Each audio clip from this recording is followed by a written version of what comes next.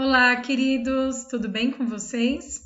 Bom, na nossa aula online de hoje, a gente começou a estudar o tema 3 da apostila 3, que fala a respeito do espaço rural brasileiro. Bom, as atividades que caracterizam o espaço rural são a agricultura, a pecuária e o extrativismo. O Brasil, ele possui uma grande diversidade agrícola, ou seja, ele produz uma grande quantidade de alimentos com destino à exportação, como é o caso da soja, do milho, do feijão, da laranja, entre outros. O Brasil também é o maior exportador de carne bovina do mundo, como a gente também estudou. Além disso, nós comentamos também a respeito da alta concentração fundiária que existe no Brasil. Bom, aqui no Brasil nós temos o espaço rural e o espaço urbano. No espaço rural, nós temos uma grande quantidade de terras concentradas nas mãos de poucas pessoas, ou seja, um pequeno grupo de proprietários é dono de praticamente metade do espaço rural brasileiro. Isso é resquício das antigas plantations que existiam no período colonial brasileiro. Vamos lembrar que durante o período colonial, grandes áreas de terras monocultoras que faziam uso de mão de obra escrava, tinham alta produção e toda essa produção era voltada para exportação. Essas grandes áreas de terra foram sendo passadas de geração para geração e foram sendo herdadas, e isso gerou a alta concentração de terras que nós temos atualmente aqui no Brasil. A gente também viu que o espaço rural, ou melhor dizendo, as terras no espaço rural, são divididas em pequenas, médias e grandes propriedades. A unidade de medida da área rural são os hectares. Um hectare equivale a 10 mil metros quadrados. Sendo assim, as pequenas propriedades são aquelas que vão até 10 hectares. De 10 a 1.000 são consideradas médias propriedades. E acima de 1.000 hectares, nós temos as grandes propriedades, também conhecidas como latifúndios. E assim como eu havia explicado para vocês, metade das terras do espaço rural estão concentradas nas mãos de latifundiários. Exatamente por isso é que vários movimentos sociais se formaram ao longo do tempo para poder facilitar o acesso por parte dos trabalhadores rurais à terra. Ou seja, eles passaram a reivindicar a reforma agrária, que é a redistribuição de terras para os trabalhadores rurais, para que assim eles possam produzir e viver a partir dessa produção, o que inclusive geraria mais empregos e renda no espaço rural, evitando o inchaço das áreas urbanas. Infelizmente, aqui no Brasil, vários latifúndios, ao longo do tempo, acabaram invadindo áreas de tribos indígenas, áreas de comunidades quilombolas, populações ribeirinhas e povos da florestas. Então, uma coisa muito importante que a gente também comentou durante a aula de hoje é que é importantíssima que essas áreas, as áreas em que esses povos vivem, sejam transformadas em reservas naturais, porque isso evita que os latifúndios se expandam a ponto então de invadir essas áreas, e isso garante que esses povos possam continuar sobrevivendo de acordo com a sua cultura e com a cultura dos seus antepassados. Agora nós vamos falar a respeito da expansão da fronteira agrícola aqui no Brasil. A expansão da fronteira agrícola é a ampliação de áreas destinadas à agropecuária sobre mata nativa. Isso tem acontecido por conta do aumento da produção de soja e da pecuária no país. As regiões que têm sofrido a expansão da fronteira agrícola são do centro-oeste em direção ao norte do país. Essa expansão já foi responsável pelo desmatamento de boa parte do cerrado brasileiro, o que gerou bastante perda de biodiversidade desse bioma, e isso tem se avançado para a floresta amazônica, o que também tem provocado o desmatamento de enormes áreas em prol dessas atividades econômicas.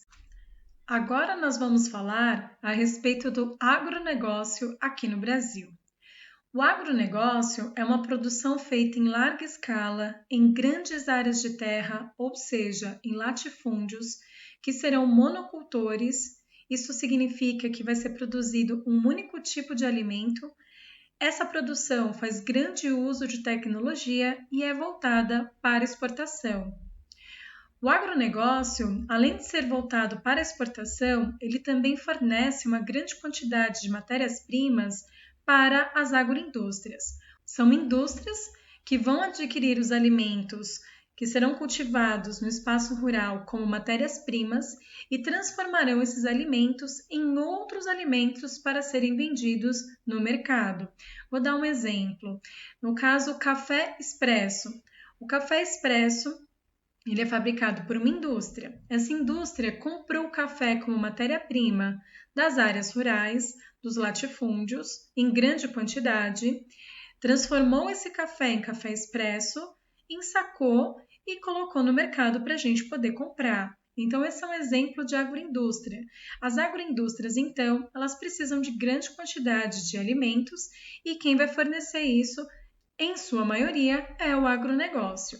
Vale a pena a gente ressaltar que o agronegócio ele acaba envolvendo os outros setores da economia, não só o setor primário, mas como também o secundário e o terciário. E de que maneira isso acontece? Bom, para fazer uso de tecnologia, os cientistas têm que ficar um bom tempo desenvolvendo essa tecnologia. E os cientistas são mão de obra qualificada, ou seja, eles fazem parte do setor terciário da economia.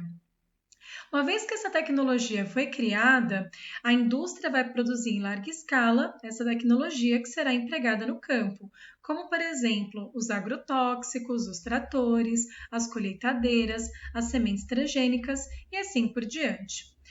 Uma vez criadas essas tecnologias no campo, o espaço rural, ou seja, o latifúndio por meio do agronegócio, vai adquirir essas tecnologias para garantir uma alta produção.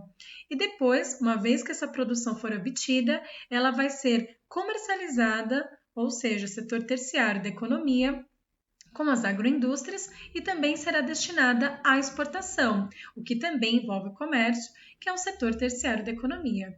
Então, observem, o agronegócio ele acaba então também relacionando os outros setores da economia para que as suas atividades possam ser realizadas.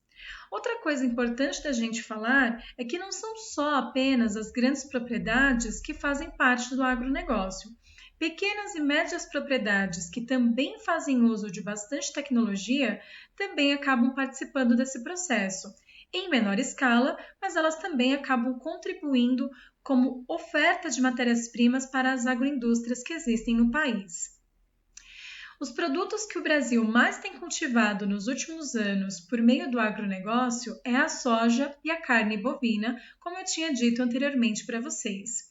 Esses dois produtos, eles têm se expandido muito aqui dentro do Brasil. Nós temos produzido cada vez em maior quantidade, tanto para atender a demanda das agroindústrias, quanto também com destino à exportação. O país que mais compra soja e carne do Brasil atualmente é a China, embora a gente também tenha outros importadores, como é o caso de países da Europa e assim por diante. Agora a gente vai falar a respeito da agricultura familiar aqui no Brasil. A agricultura familiar ela é feita em pequenas propriedades com a mão de obra familiar, ou seja, a família trabalha na produção dos alimentos. Vale a pena a gente falar que, em geral, a agricultura familiar faz menos uso de tecnologia na sua produção agrícola. E exatamente por isso é que ela costuma contratar mais mão de obra. Não em grande quantidade, mas ela acaba contratando mais. Então, em média, quando a agricultura familiar necessita de mão de obra contratada, ela contrata numa média de 5 a 7, no máximo 10 pessoas para ajudar nesse cultivo agrícola. É muito maior do que no agronegócio por conta desse menor acesso à tecnologia. A agricultura familiar, em geral, ela produz tanto para subsistência, ou seja, para a família se alimentar daqueles alimentos, quanto também para vender no mercado interno. E isso faz com que a maior parte dos alimentos que a gente consuma no nosso dia a dia seja da agricultura familiar, porque o agronegócio ele está muito mais voltado para exportação e para fornecer para as agroindústrias do que de fato fornecer para a população em geral. Então, o interessante da gente pensar é que batata, chuchu, tomate, arroz, né? Então, vários dos alimentos que a gente consome, na verdade, são cultivados pela agricultura familiar. As atividades agrícolas também causam vários danos ao meio ambiente, como, por exemplo, o uso intenso de agrotóxicos contamina o solo, contamina as águas subterrâneas e também provoca uma série de problemas de saúde aos aplicadores dos agrotóxicos nas plantações, ou seja, nos trabalhadores rurais. O uso de máquinas pesadas, como os tratores e as colheitadeiras, muitas vezes compactam o solo e isso faz com que raízes de plantas, inclusive raízes de próprios cultivos agrícolas, não consigam mais crescer nesse solo. O uso excessivo do solo, ou seja, ano após ano plantando o mesmo tipo de alimento, isso faz com que o solo se torne infértil, porque isso gera perda de nutrientes e sempre dos mesmos nutrientes, o que faz com que ele não se torne mais apto para a agricultura. O que poderia minimizar esses impactos ambientais são a redução do desmatamento, assim como também o não uso de insumos agrícolas como agrotóxicos, fertilizantes, inseticidas, o uso da água de forma mais consciente e a prática da agricultura orgânica, agricultura familiar e orgânica, uma vez que a agricultura orgânica ela não utiliza insumos agrícolas na sua produção. Então, isso faz com que os alimentos se tornem mais saudáveis e também não prejudica o solo, a água e os trabalhadores no meio desse processo. Mas, infelizmente, embora a agricultura orgânica ela seja melhor tanto para o meio ambiente quanto para a saúde humana, ela ainda é pouco acessível, uma vez que ela é produzida em pequena escala e isso faz com que ela se torne mais cara, o que dificulta que as pessoas tenham acesso a ela. Bom, galera, eu vou encerrar por aqui. Façam os exercícios e a gente continua na próxima aula. Um beijo para vocês!